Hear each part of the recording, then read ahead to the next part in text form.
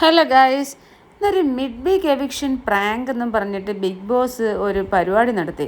എന്തിനു വേണ്ടിയിട്ടായിരുന്നു അത് ചെയ്തതെന്ന് എനിക്ക് ഇപ്പോഴും മനസ്സിലാവുന്നില്ല കേട്ടോ ഗായ്സ്. കാരണം എന്ന് പറഞ്ഞാൽ എന്തിനാണ് ഇങ്ങനെ ഒരു പ്രഹസനം? ഈ ആദില നൂറ ലെസ്ബിയൻ പിള്ളേരെ സ്ത്രീകളെ മുന്നോട്ട് ഉയർത്തി കാണിക്കാനാണോ അതവരെ വെളുപ്പിക്കാനാണോ എന്തിനാണെന്ന് എനിക്ക് മനസ്സിലാവുന്നില്ല.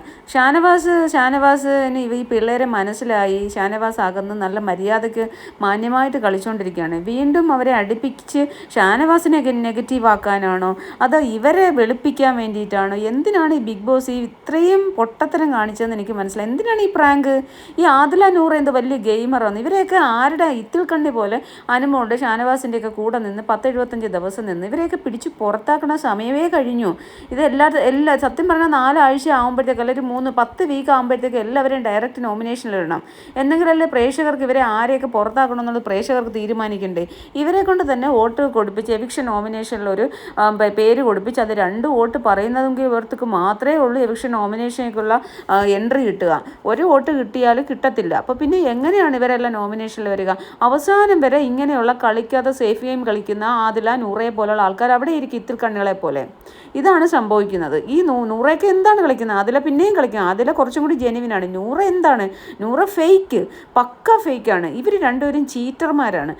പിന്നെ ഈ ആദിലയും നൂറയും അനുമോൾക്കും അത് മനസ്സിലാവുന്നില്ല. അതെനിക്ക് ഷാനവാസിന് മനസ്സിലായതാണ്. ഷാനവാസിനെ വീണ്ടും അവരോട് ഒന്നിപ്പിക്കാൻ വേണ്ടിയിട്ടാണോ എന്ന് എനിക്കറിയില്ല.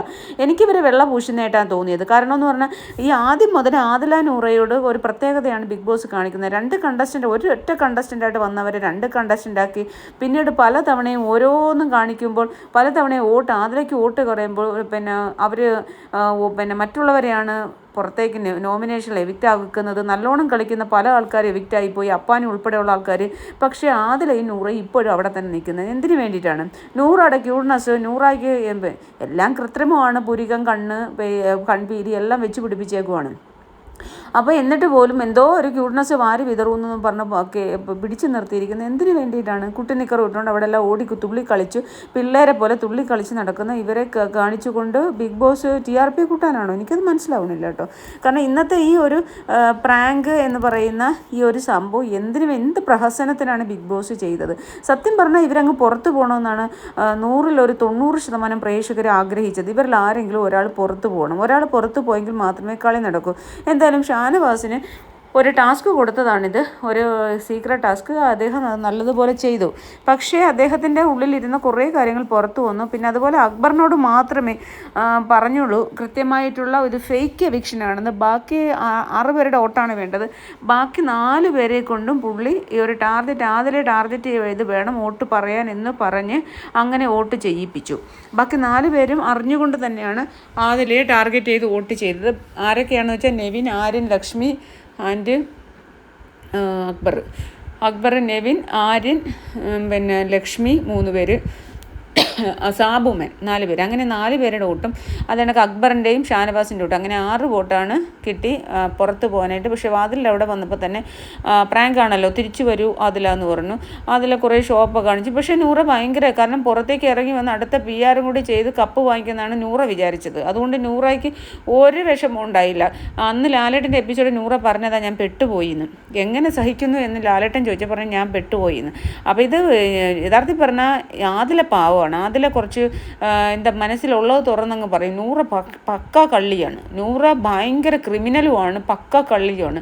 കാരണം എന്ന് പറഞ്ഞു കഴിഞ്ഞാൽ ഭയങ്കര അഭിനയമാണ്, ഒളിച്ചുവെപ്പും കള്ളത്തരവും. അങ്ങനെ ഈ അതിലേക്ക് ഓരോ കാര്യങ്ങൾ കൺട്രോൾ ചെയ്യുന്നു പറയുന്നു ഒക്കെ നൂറയാണ്. നൂറയുടെ ഈ മുഖം കാണുന്ന കണക്കല്ല മനസ്സ്, ഭയങ്കര വൃത്തികെട്ട മനസ്സാണ്. അതെനിക്ക് വൃത്തികെട്ട വാക്കുകളുമൊക്കെ നൂറ ഒരുപാട് പ്രാവശ്യം സംസാരിക്കുന്ന കേട്ടിട്ടുണ്ട്. പിന്നെ അത് കണക്ക് ഇവർക്ക് സഹിക്കാൻ പറ്റാത്ത കുറേ കാര്യങ്ങളുമൊക്കെ ഉണ്ട്. ഇവർ ഇവരിൽ ദമ്പതികളാണല്ലോ.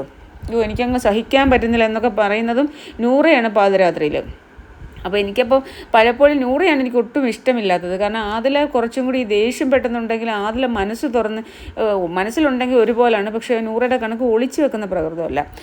അപ്പോൾ എന്തായാലും ടാസ്കിൽ നമ്മുടെ 100% ആണ് ഷാനവാസ്ക കൊടുത്തത്. പുള്ളി ടാസ്കിൽ വിജയിച്ചു, നല്ലോണം ടാസ്ക് കൈകാര്യം ചെയ്തു എന്ന് അപ്രീഷിയേറ്റ് ചെയ്തു ബിഗ് ബോസ്. അതുപോലെ തന്നെയാണ് പുള്ളി അവസാന നിമിഷം പുള്ളിക്ക് ആദ്യം ഒന്നും മനസ്സിലായില്ല, പിന്നീട് പുള്ളി കറക്റ്റായിട്ട് വീണ്ടും വിളിച്ച് ബിഗ് ബോസ് പറഞ്ഞു കഴിഞ്ഞപ്പോഴത്തേക്ക് പുള്ളിക്ക് മനസ്സിലായി. ഞാനിത് വീഡിയോ ഇടണ്ടെന്ന് വിചാരിച്ചത്, കാരണം എനിക്ക് ദേഷ്യം വന്നു. ആദ്യം ഞാൻ വിചാരിച്ച് പ്രൊമോയിൽ എന്താണ് പുറത്തേക്കെന്ന് പറഞ്ഞു ഇവർ രണ്ടുപേരും കൂടി ഒരുമിച്ച് തറയിൽ കെട്ടിപ്പിടിച്ച് കിടക്കുന്നു, ഉമ്മ വെക്കുന്നതൊക്കെ നമ്മൾ കണ്ടതാണ്. പിന്നീട് ഇവർ ഡ്രസ്സിങ് ഏരിയയിൽ പോയിട്ട് അവിടെ എന്തൊക്കെയാണെന്ന് നമുക്കറിയില്ല, ഡ്രസ്സിങ് ഏരിയയിൽ പോകുന്നത് കാണിച്ചു. അപ്പം ഞാൻ വിചാരിച്ചു ഇനി അത് ബിഗ് ബോസിന് ഇഷ്ടപ്പെടാത്തതുകൊണ്ട്, കാരണം ജിസേലിനെ വെറുതെ പുറത്താക്കിയില്ല, ജിസേലിന് വോട്ടില്ലാഞ്ഞുകൊണ്ട് പുറത്താക്കിയല്ലോ.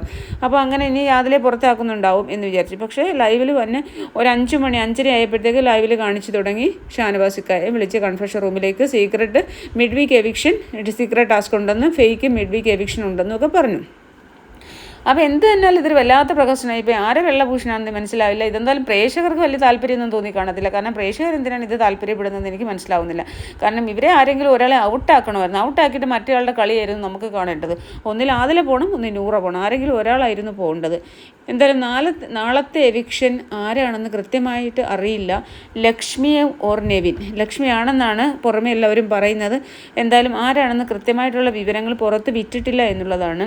കാരണം പുറത്ത് വിടാൻ പാടില്ല, കാരണം പുറത്ത് വിടുന്ന ചാനലുകൾക്കെതിരെയെല്ലാം കേസ് എടുക്കുമെന്നുള്ള ഒരു വാർണിംഗ് കൊടുത്തിട്ടുണ്ട് ബിഗ് ബോസ്.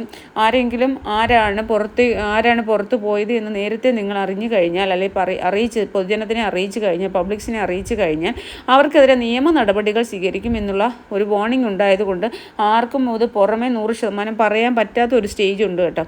എന്നാലും ഞാൻ പറയുകയാണ്, ലക്ഷ്മി അല്ലെങ്കിൽ നിവിനായിരിക്കും പോയിരിക്കുക. രണ്ടുപേർക്കായിരുന്നു ലാസ്റ്റ് മൊമെൻറ്റിൽ അൺഒഫീഷ്യൽ പോളിങ്ങിലെല്ലാം ഏറ്റവും കുറവ് വോട്ടുകൾ ഇവർക്ക് രണ്ടുപേർക്കുമായിരുന്നു. സോ ഇവർ രണ്ടുപേരിൽ ഒരാളാണ് പോകാൻ സാധ്യത. ലാസ്റ്റ് മൊമെൻറ്റിൽ നിവിന് വോട്ട് കിട്ടിയെന്നാണ് പറയുന്നത്. അവസാനത്തെ 2 മണിക്കൂറിനുള്ളിൽ അത്യാവശ്യം കുറച്ച് പേര് വോട്ട് ചെയ്തു എന്നൊക്കെയാണ് പറയുന്നത്.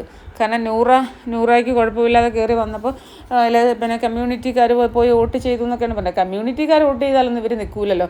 കാരണം പിന്നെ നൂറായ്ക്ക് വോട്ട് ചെയ്ത് എന്തോ അനിമോളുടെ ആൾക്കാരാണ്, അനിമോളുടെ ആൾക്കാരുടെ വോട്ട് കൊണ്ടാണ് നൂറ നിന്നത്.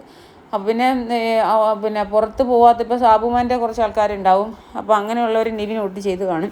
അപ്പോൾ എന്തായാലും നിവിനെ നിലനിർത്തിയിട്ടുണ്ടെങ്കിൽ നിലനിർത്തി. എന്തായാലും ലക്ഷ്മിയാണെങ്കിൽ ലക്ഷ്മി, നിവിൻ ആരെങ്കിലും ഒരാൾ പുറത്തേക്ക് പോകും. നാളത്തെ എപ്പിസോഡിലായിരിക്കും കാണിക്കുക, നാളെ അല്ലെങ്കിൽ മറ്റന്നാളത്തെ എപ്പിസോഡ്, ശനിയാഴ്ചയോ ഒരു ഞായറാഴ്ചയോ ആയിരിക്കും. അപ്പോൾ എനിക്ക് ഈ വീഡിയോ ചെയ്യാൻ വലിയ താല്പര്യമൊന്നും ഇല്ലായിരുന്നു, എന്നാലും ഞാൻ പറഞ്ഞു എന്നേ ഉള്ളൂ. എന്തായാലും അനീഷേട്ടനെ മാത്രമേ ഇവരെ അറിയിച്ചില്ല. അനീഷേട്ടൻ ആരിൻ്റെ പേരാണ് പറഞ്ഞത് പുറത്തേക്ക് പോകുന്നവരെ? അനീഷേട്ടൻ ആരിൻ്റെ പേര് പറഞ്ഞു? ആദിലയും നൂറയും ഷാനവാസിക്കയുടെ പേര് പറഞ്ഞു, പിന്നെ നമ്മുടെ അനിമോള് നെവിൻ്റെ പേര് പറഞ്ഞു. അപ്പോൾ ഇങ്ങനെയായിരുന്നു മിഡ് വീക്ക് എവിക്ഷൻ്റെ പ്രാങ്കിൻ്റെ നോമിനേഷൻ നടന്നത്. എന്തായാലും ഇതൊരു പ്രഹസനമാണെന്ന് എനിക്ക് പറയാൻ പറ്റും. ആവശ്യമില്ലാത്ത ഒരു ബിഗ് ബോസിൻ്റെ ഒരു പ്രഹസനം.